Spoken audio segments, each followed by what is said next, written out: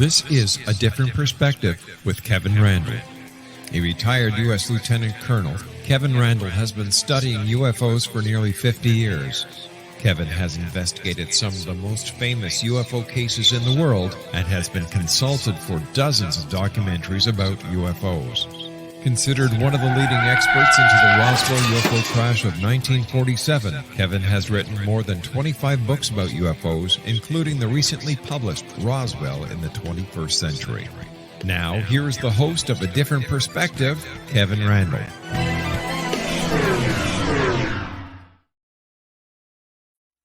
And good day, I suppose I should say, rather than good afternoon.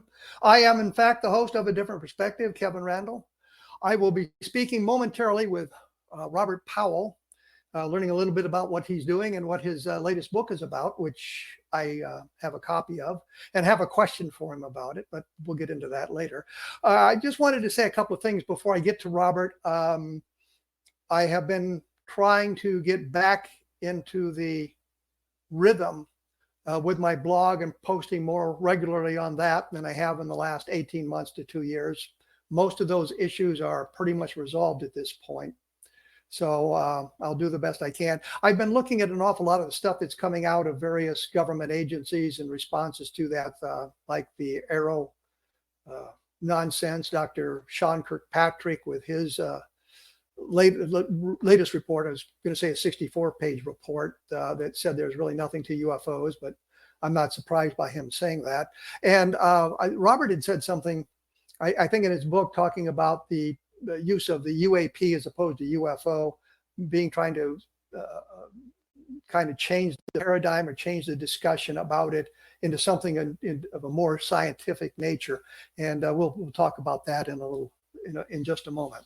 Anyway, Robert Powell, according to the notes I have, was born in La Rochelle, France in 1953 and moved to the US when he was 3 years old. He has a BS in chemistry and is a former collegiate debater. I'm going to say collegiate. That was my sister's word for collegiate. He has 28 years of experience in engineering management in semiconductor industry. He helped the advanced micro devices develop its first flash memory technology that is used in today's flash cards for cameras, PCs, video cameras, and other products. His experience includes managing a state-of-the-art chemistry laboratory and managing a research and development group that worked on nanotechnology using atomic force microscopes, near-field optical microscopy, and other techniques. Yeah, I have no idea what that means. Robert is also a co-holder of 4 patents relating to nanotechnology. He has been the director of research for the Mutual UFO Network since 2007 and is also the head of MUFON Science Review Board. He is also a member of the Society for Scientific Exploration. The UFO Data Project, is an executive board member for the Scientific Coalition for UAP Studies and the National Space Society. He enjoys researching, writing, making presentations related to the UFO phenomena. He co-authored reports on the Stephenville Lights and UAP 2013 Aguadilla, Puerto Rico events. His latest book is UFOs, A Scientist Explains What We Know and Don't Know. And he currently resides in Austin, Texas. And the whole point of talking to you today is really get to know a little bit more about his book. Stephen, welcome to Robert, welcome to A Different Perspective. Boy, I'm just all over the place here. Hi, Kevin. You're probably thinking of Stephen in Stephenville. Yes, that's what I was doing. So there. First of all, explain a little bit about the SCU, because I'm sure many of the listeners don't have a clear understanding of what that is. Oh, okay, yeah. So the SCU stands for the Scientific Coalition for UAP Studies. It was formed in the fall of 2017 by myself and a few other individuals. Today, the organization has a little bit over 300 members. Almost 30% of our members are PhDs. Over half have either a PhD or a master's degree. Most have science-based degrees. And SCU's mission is the scientific examination of the UAP issue or phenomenon. SCU also holds conferences annually. And this, the one for this year, comes up May 31st to June 2nd. And people can read about it at explorescu.org. And the conference will be a physical conference in Huntsville, Alabama, and it will also be a virtual conference that you can see via Zoom and a software package called Huva. Do you take UAP reports? Actually, we do take some. We don't aggressively go out to try to, get people to just bring in, but we do get probably, I don't know, 6 reports a week, something like that. So not a lot. And most of those, are usually something that we can't really investigate because there's not enough data, or, it's not a real strong case. But every once in a while, we do get an interesting case that comes in. That comment about being not getting sufficient information, sufficient data, seems to go back to Project Blue Book, where they had an awful lot of their cases marked insufficient data for scientific analysis. So the question would obviously be, what sort of data are you missing on these reports that make them difficult to investigate? Yeah, that's a good question. And, I'll make a comment on Project Blue Book. I think a significant number of times they did not have sufficient data because they did not go out and investigate and look for that data. They just closed the case. So then you look at it 10, 20 years down the road and you're saying, okay, well, there's not enough data here, but they could have gotten the data. But what we look for is like multiple witnesses and good quality witness, right? If we have a case that has multiple witnesses, especially over an extended period of time, right? So rather than 12 witnesses that see something for 5 seconds at XY location, you've got, 4 that see it at 6 o'clock, another 5 that saw it at 6:30, another 5, that is a stronger case. And we also look for video data, photographs, any type of physical information that helps support what the witnesses state. Well, I'm going to make a comment on Project Blue Book because I've done an awful lot of research in there. And I believe that the insufficient data for scientific analysis was a category where they could dump stuff so that it didn't end up in the horrible unidentified category. And one of the cases I looked at, I think it was actually in Austin, Texas, as a matter of fact, at the very end of Blue Book, where the witness was interviewed by an Air Force officer. They filled out that ludicrous form the Air Force had created, and it was labeled as insufficient data for scientific analysis. And the guy wrote in and said, "What more information did you need? We had the very detailed report that the lieutenant had made. We filled out your form. We gave you all the information." They eventually labeled as unidentified. So what that tells me, it confirms what you're saying there. They didn't really try very hard. And if they got a case they thought was strange, it could lead somewhere, they often dumped it into insufficient data for scientific analysis. So rather than having, we worked out when I went through the Project Blue Book files to some nearly 5,000 cases that were unidentified. It reduced it to 703 cases that were unidentified. So that was kind of my experiences looking at the Blue Book cases. Yeah. What I noticed is often they didn't, for example, go try to get ground radar to verify what their witness said. It didn't seem like there was much after the fact investigation. The other thing, Hector Quintanilla conducted an awful lot of his investigations over the telephone. When he would have had the resources to go to the site. And I think that investigating it at the site is almost critical to understand exactly what happened there. I investigated a case here in Iowa at Palisades Kepler State Park, and the witnesses talked about these lights coming down and seeing all these lights, and eventually the females ended up drawing a disc-shaped object with occupants seen in the dome of the disc. I went out there and I knew immediately what they'd seen. They'd seen the landing lights of airplanes. They just didn't recognize what they were, and the wind was blowing the wrong direction, so they didn't hear the sound, and it was probably mostly private planes because the Air Force, the last commercial flight had been landed there like 30 minutes earlier. So I think it's critical that you go to the site and take a look around, because that may provide us an explanation for you. I agree 100%. Going on site, a very common thing is someone says an object was extremely large, right? And if you go on site and you say, okay, could you show me out in the sky about how much area of the sky did this take up? And as you have them relive the instance, sometimes it becomes clear that this object that they explained was very large was actually quite small in the sky in terms of the amount of sky it takes up. So they were projecting a size on it based on, I guess, their internal perceptions, as opposed to good measurements. But also in that kind of circumstance, if it's up in the sky, it's very hard to judge distances and heights and speed as well. Right. It's very difficult to judge height, distance, and size, but you can judge angular size of an object. But one of my favorite questions is, to most witnesses, is how, if you saw the full moon, what, if you extended your hand out, what would it take to block the full moon? Your fist, your thumb, your little finger, what would be required? And most people think it's your fist or your thumb, but actually your little fingernail if your arm is extended out, will block the full moon. Yeah, I've run into an awful lot of that sort of thing too. I try not to look at sightings that are less than a minute. I don't think you can get a good look at an object or get a good feel for what you're seeing if you've seen it for a matter of seconds. So I think, as you mentioned earlier, the timing is kind of important and that sort of thing. I'm going to take a break here because I'm coming up on the break time. And when we come back, we'll talk about your book and what influenced you to write that book.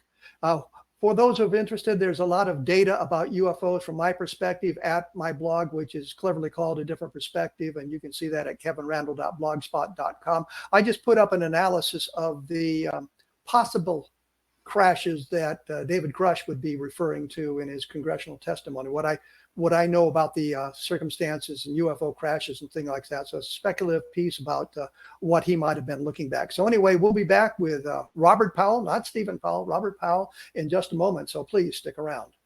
And we are back, as I say, unnecessarily, because you can obviously see that. The book is UFOs, A Scientist Explains What We Know and Don't Know. And it's obviously about UFOs.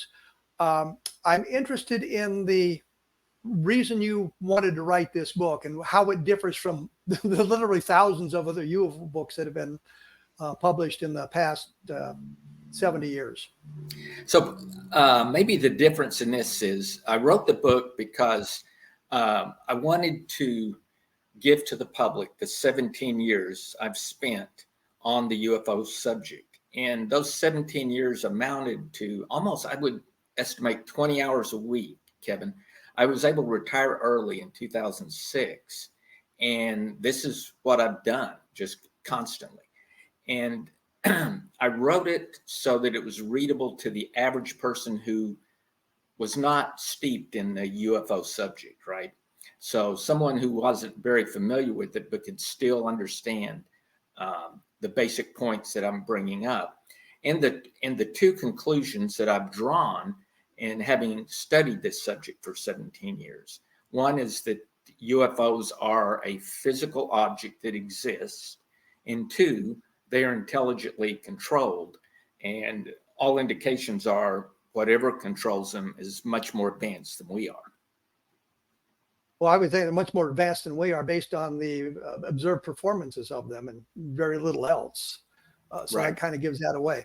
I was most interested in the chapter on electromagnetic effects. I've done a lot of study of that. I know you cited Mark Roddiker's work on car stalling, but there's other aspects of electromagnetic effects.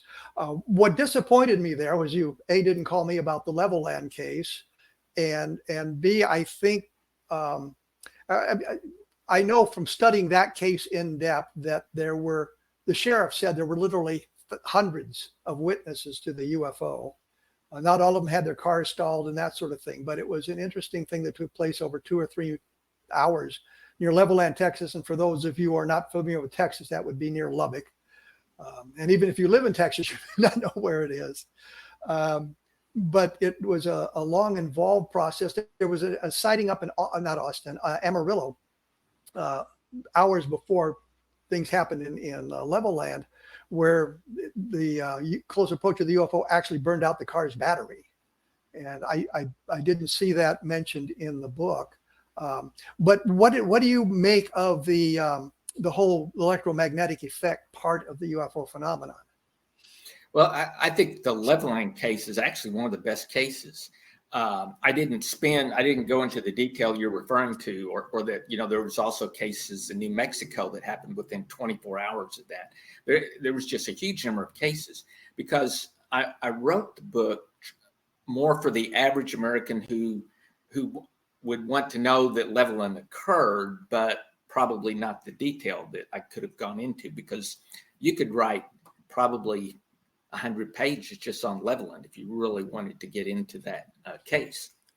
But yes, I did a whole book on it, so yeah. I'm aware of I that. would recommend anyone who really likes the leveling case to read your book on it, and that's true of a lot of the cases I touched on. There's a lot more information than what I put in the book.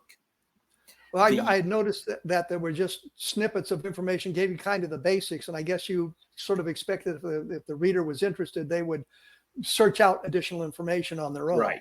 Yeah, that's exactly correct. And so in terms of the electromagnetic, my view on that is that it's most likely, there's no way to know for sure, but it's most likely a byproduct of whatever propulsion mechanisms that these UFOs utilize. That would be my best guess. Well, I kind of came to that conclusion as well, but the electromagnetic effects is a very small subset of the whole overall UFO phenomena, which would suggest that there are other means of propulsion, and not all the UFOs exhibited these electromagnetic effects. That's correct. They don't all. For example, triangles. I'm not aware of very many cases at all where a triangle has created an electromagnetic effect. Have you heard of any? I was trying to think. The earliest case I remember talking about electromagnetic effect was in 1909, and a guy was riding his motorcycle in England, and there was an object in the field near the road, and his motorcycle sort of stalled at that point. Once it was gone, he had no trouble getting his motorcycle started again. But that's the earliest one I know of. And of course, there was the French wave from 1954 when they had an awful lot of electromagnetic effects. I guess I should say France and South America. Yeah. But that also involved the paralysis of some of the witnesses, that the object flashed a beam or did something, and the witness was paralyzed for a period of time. Well, this is not related to the book, but a study that we completed within the last year. We took 301 of what we considered the best cases based on some particular definitions. And of course, the disc is the most common, which you would have known that without doing this study we did. And the triangle was the second most common. But what was unique that we found is that of the triangle cases that we looked at, none of those ever exhibited an EMI effect, which the discs are the ones that most commonly do that. Well, and egg-shaped objects, I think, as well, are right. kind of responsible for that.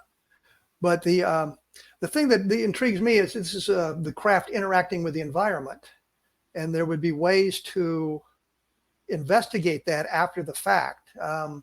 I think the Condon Committee suggested a magnetic mapping of the vehicles and see how the the magnetic field of the metal in the cars might have been affected by the close approach of the UFO, and that would require them, of course, to find other cars that were manufactured at the same plant about the same time to see if the magnetic readings on the car differed significantly from those other cars made at the same time, which seems to be a very Herculean task to do unless everybody's out there magnetically mapping their car so they can check it if a UFO approaches.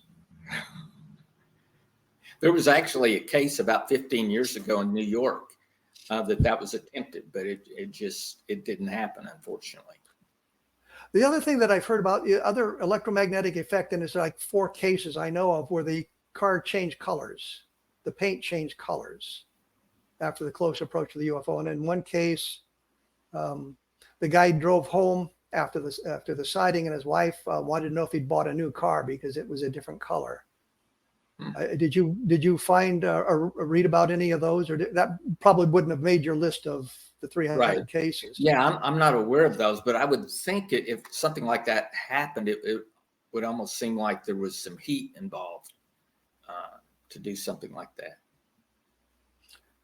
Well, I was going to say they're probably older cars, so the paint didn't have any magnetic properties of their own that would cause it to change. So, and there's like 4 cases that I'm aware of, so it's not that big a deal. You talked to pilots. Were they? Well, I guess the question I should have been asking, and I didn't write it down, but the question I should have been asking, you said there were 300 cases that you picked out that you found significant. What were the criterion for deciding on those cases? So that's a good question. So the criteria we looked at, one was that we had either multiple witnesses or a very good single witness, right, such as a military pilot or a policeman. The second criteria was that the object was within a close enough distance that its size, as you looked at it, was at least about a third of the size of the full moon. And we use that because that allows you to pick up detail of an object. So the object had to be close enough that you could get detail. That was the second criteria. Third criteria was it either had to occur during the day, or if it was at night, there had to be some illumination, whether it's self-illumination or illumination from street lights, etc. And let's see, there was a fourth criteria. I don't recall what it was at the moment, but those were the key criteria. And the criteria that eliminated most cases was that the object was close enough that its angular size in the sky was at least 0.15 degrees, which is roughly a third the size of the full moon. I was in looking at the cases, and I'm going to go back to Levelland for just a moment, because what I noticed about that case that isn't obvious to people is Sheriff, and I hate his name, Sheriff Clem of Hockley County, Weir Clem, what a name, reported on the day after the sightings, which I think was a Sunday, that he had gotten close enough to the object to see a shape. We called it a football shape or an oval shaped object. Right. The Air Force investigated on the following Tuesday. They sent a mid-level NCO who spent almost an entire 7 hours investigating the case. Weir's Clem's statement to the Air Force chain that he just saw a streak of red for about 2 seconds in the distance. And then later on, Don Berliner, and I'm sure you know who Don Berliner is, interviewed the sheriff in 1975, and he was back to the oval-shaped object. And what I discovered is another Don Berlinson, was investigating the case. He found the mechanic for the sheriff's department from that time, and he interviewed him and said the next day, which would have been the Sunday, the sheriff brought his car in to have it checked out, which means his car stalled, and he was wanting to find out if there was a mechanical reason for doing that. But interestingly, behind him was a car with state police in it, and behind that car was a car with Air Force officers in it. So there were Air Force officers close enough to have their car stalled. I have not been able to find the Air Force officers, unfortunately. But I thought you might find that a little bit interesting. Well, yeah, no, that is definitely interesting. And Levelland is one of the 301 cases we identified. That was one of the ones. Well, I was going to say, I kind of met, they saw the object close enough. It was in sight for long enough. It approached the ground. There's evidence that there was landing traces found. So, I mean, it's a very good case. Oh, yes, literally dozens of them. Yeah. So I found that very interesting as well. I know I've diverted the conversation from your book to my fascination with Levelland, which is probably not fair to you. When we come back in just a moment, we'll dig into some of the other aspects of the book, things that you found. I know you talk about the vast distances and relativistic speeds and getting to other solar systems and that sort of thing, which I found fascinating only because it sort of fits into the realm of science fiction, where we are today, at least, and that sort of thing. And other aspects that you might find important in the book that I kind of missed out on, and give a good reading of that book. Once again, the website for me is kevinrandle.blogspot.com. If there's a sighting that you're interested in, there's a search engine there. It tells you if I've done anything on that particular sighting, and it'll link right to it, so you don't have to search around for it. There's like 1,400 articles posted there at this time, so it's I think of it as a good resource anyway. We will be back right after this, so please stick around. I'm here with Robert Powell. His book is A Scientist Explains What We Know and Don't Know. It's about UFOs, and that's where we start. I noticed you started the beginning of the modern UFO era. Most people in the UFO community started on June 24th, 1947, when Kenneth Arnold made his sighting, or it was reported. You begin it back in World War II. Tell me a little bit about that. So, yeah, the way I look at it, Kevin, is I took all the data from Project Blue Book, MUFON, NICAP, all the basic sources, and I pulled sources from the early 20th century, and then I plotted, number of reports on the y-axis versus the year, right? And so basically, you see noise until you get to the year 1942, which is when what's called the Foo Fighters were first reported, and that's when I see the first significant uptick. So, to me, the modern phenomenon began in 1942 during the Second World War.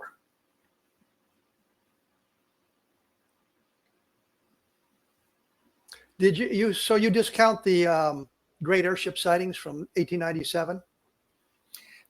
That's the one exception, right? Is those the blimps from the 1890s, and so that one is not clear to me whether or not those are what I consider true UFOs or not.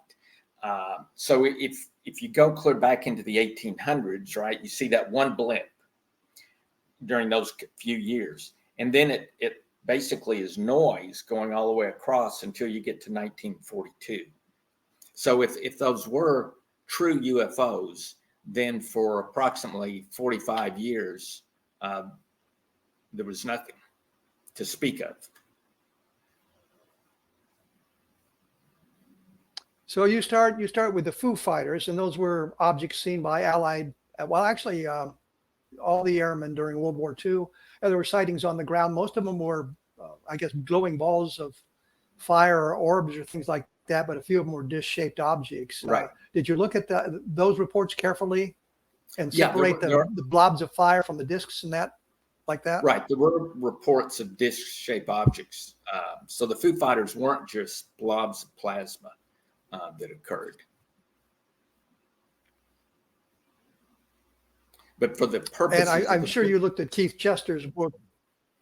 Yeah, that's one of my favorite books. Go ahead. Keith Chester's book is I consider one of the best books on the Foo Fighters. It's a good read for anyone. Then we move to 1947, that era. There were sightings going on prior to Kenneth Arnold that didn't get a lot of publicity until after his sighting.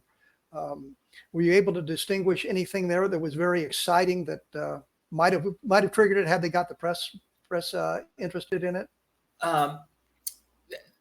There was, one or two or three sightings in the continental U.S. before Kenneth Arnold, but they weren't reported till after the Kenneth Arnold sighting. So it's always hard to say, okay, was that a reaction to his sighting, or did they truly are unique sightings that happened before Kenneth Arnold? But I think Kenneth Arnold is probably the beginning of sightings in the continental United States. But the Foo Fighters are the beginning of the sightings if you look at the whole world. And many people don't realize that, you and I do, but amazingly, not everyone realizes that UFOs are not unique to the United States. Well, there were the ghost rockets from Sweden, of course, in 1946, and some of the other sightings in other parts of the world, especially Northern Europe. and there were sightings going on in South America at the same time. So I find that all very interesting as well.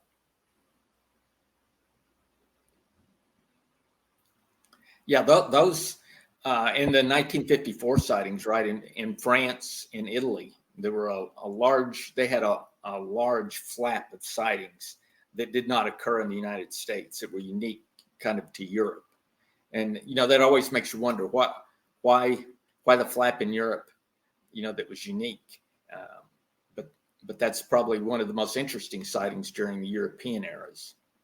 Well, following in that vein, one thing that I found kind of exciting was you're looking at the sightings from 1947, an awful lot of them in New Mexico. And the question is why? Well, the first atomic bomb was dropped on New Mexico.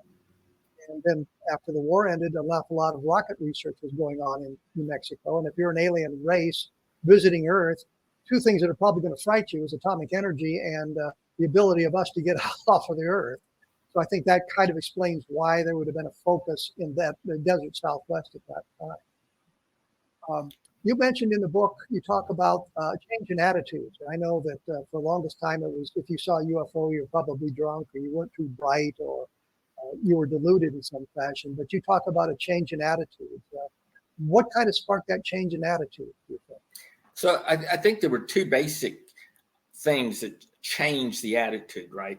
One was more gradual, and that was the discovery of exoplanets. Prior to 1992, we did not even have an idea that another planet existed beyond those in our solar system. And after 1992, the number, and I have a chart of this in my book, but the number of exoplanets discovered has just gone up exponentially. So today, it's close to 6,000 exoplanets that have been discovered. So that makes people realize that the Earth is not as unique as they thought.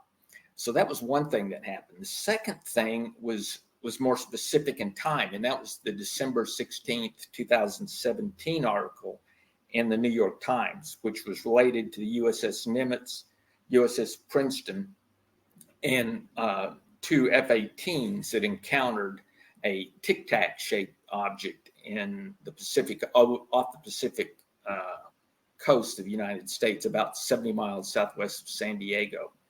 And the testimonies of those Navy pilots, I think, was very strong and really influenced a lot of people. Wasn't there a real push, especially in the 1950s, to kind of ridicule the whole thing from the government, talking about, well, you don't believe in those flying saucers, do you? Especially after the Washington Nationals in 1952, where they were seen on radar, they were seen by military pilots, civilian pilots. They attempted to intercept it. I talked to two of the people who were there at the time, Dewey Fournay and Al Chop, and they were in the radar room and said, well, these clearly were not weather-related phenomenon. But that didn't seem to get much of a play. I guess it didn't change attitudes too much, except the government worked very hard after that, especially in January of 1953, to ridicule the whole idea of flying saucers. Right. And the Air Force and the CIA put together the Robertson panel. And that was one of their recommendations, was to debunk the whole idea of flying saucers to the American public. And wasn't that sort of the purpose of the Condon Committee as well, the University of Colorado study that was sponsored by the Air Force in the late 60s? Yeah, the Condon Committee, and my take on that, Kevin, is I think the Condon Committee started with the marsh gases up in Michigan. When Hynek went up there and the Air Force went to debunk that and came up, Hynek called DC, trying to think, okay, what could this be? And someone mentioned, well, it could be marsh gas, which is methane gas that comes out of the marshes and can sometimes spontaneously combust. So when he floated that, it really insulted the local populace, because there were dozens of people, again, who had seen these objects, and they knew that it wasn't marsh gas. So the problem the Air Force had was there happened to be a representative up in Michigan by the name of Gerald Ford. And of course, being a good politician, he went to bat for his constituents. And so he called the Air Force before Congress and asked for an investigation. So that investigation they were able to quelch, but it could have very easily not been quelched. And so I think that's because that was in roughly the year 1966 and 67. So I think the Air Force saw the headache that UFOs were causing them. And they said, okay, let's get out of this business. And that's when they went looking for universities to investigate and basically come up with the conclusion that there's no national security issue. The Air Force doesn't need to investigate UFOs. And they actually had to go through a lot of universities before they got to the University of Colorado. So they basically called in their favors, and Condon, who had worked for the Air Force before, was able to get the University of Colorado to agree to do this study on UFOs. And anyone who reads the study that the University of Colorado Condon Committee put out, it's like 900 pages. And Condon's summary up in the front says, one, this is not a threat to national security, and two, there's no scientific value in studying this anymore. But if you look in the inside and look what some of the various scientists wrote, some of them wrote, some of these cases we have no explanation for, and they felt that there should have been study continuing on the subject itself. Well, my favorite explanation for one of the sightings they allegedly studied was it was a natural phenomenon so rare it had never been seen before or since. And I'm thinking at that point, you've discovered some new natural phenomenon. Maybe that does deserve additional scientific study. But all of that is sort of negated by the latest material coming out of the Congress and NASA and the various agencies appointed to study that in the last couple of years, where they're saying, yes, there is a national security implication. Yes, there is something to be learned by further study. Yeah, and actually, I think the military or the government have got themselves in a bigger hole by admitting there's a national security issue, right? And they're doing that because of the drones that exist today, right, which are a national security issue. But by tying the UFO question with drones, now it's more difficult for them to get out of it, right? Because they have now admitted there's a national security issue, so you can't just toss it away. Well, in the 50s, they were actually smarter by saying, oh, there's no national security issue. Don't worry about it. Don't look at it. We toss it aside. So I think we're going to have to take another break. Don't mean to interrupt you. We're going to have to take another break. When we come back, you talk about in the conclusions of the book, the extraterrestrial hypothesis, which I now like to think of as the off-world hypothesis, because it's a neater term that comes out of Blade Runner, for those of you who are science fiction fans. And once again, there's an awful lot of information in Robert's book that is very good and very, I guess, current, the way things are going. We will be back right after this, and we'll finish up with Robert Powell at that point. So please stick around. And we are back with Robert Powell. We're talking about his book, UFOs, A Scientist Explains What We Know and Don't Know About UFOs, obviously. In the conclusions of the book, you talk about the extraterrestrial hypothesis. Are you a fan of that? Or do you think there's maybe many more terrestrial explanations that will eliminate the visitation aspect? Yeah, and I think it's important, Kevin, that your audience understand the extraterrestrial hypothesis is only that. It's a hypothesis. It's the one I favor, but that doesn't mean it is the answer, right? And with a hypothesis, a scientist is always willing to discard the hypothesis if you have information that you feel strengthens a different hypothesis. But in the extraterrestrial hypothesis, I think the key thing there is the question of interstellar travel, right? Most scientists will agree today that there's likely intelligent life out in the universe, right? The question becomes, it can't get here because light is a barrier in terms of speed to be able to come down here. But things have changed in the last 20 years. There's a project called the Breakthrough Project, for example. And the goal is by the year 2069, so that's 45 years from now, to be able to send a spacecraft to Alpha Centauri at 20% of the speed of light. Now, Alpha Centauri is the nearest star and planetary system to the Earth. It's 4 light years away, which if you're traveling at 20% of the speed of light, that means in 20 years, your spacecraft will get there. Well, the Voyager's already been traveling more than 20 years. So 20 years is not too long a period of time if you're in terms of getting information back. And the way this works is the spacecraft is actually a tiny computer chip. So there's almost no mass, and that's the key. There's very little mass to the spacecraft, and they connect it to solar sails. And then they hit the solar sails with these powerful lasers, right? And the laser beams, of course, are moving at the speed of light. And the more you can minimize the mass, the more you can impart that speed to the object that's connected to the sail. So all the estimates are that they could send a very small craft to Alpha Centauri in basically 20 years. So that's us today, or us in the near future. A civilization several hundred years more advanced than us could probably send something close to the speed of light to our solar system. Well, I'm thinking of one of the problems is you're talking about a small craft as opposed to something that would carry living beings. Right. And do you favor the idea that this civilization has been able to send craft with living beings to the Earth to, I guess, study what we're doing here? Well, I don't know if they're living beings or if they're, robotic systems, that I don't know. But the craft appear to be in size, on average, around 30 to 50 feet in size.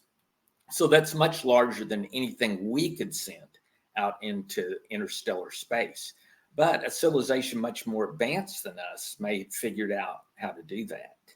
And the thing is, as you approach the speed of light, time slows down for the occupants of the craft as compared to our time. So that means you could go to a star system 100 light years away. And while for you and I, it's going to take light 100 years to get to that star system, if we were traveling in a craft and you and I were inside that craft moving at 99% of the speed of light, the amount of time that passed might only be a few weeks or a few days, depending on how close you are to the speed of light, because at the speed of light, time stops. And as you move away from it, time slowly begins to speed up again.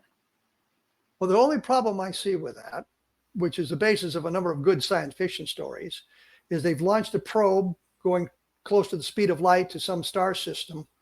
And when they return, civilization is completely different because literally hundreds of years have gone by and these guys have been gone 4 or 5 weeks or maybe 4 or 5 months.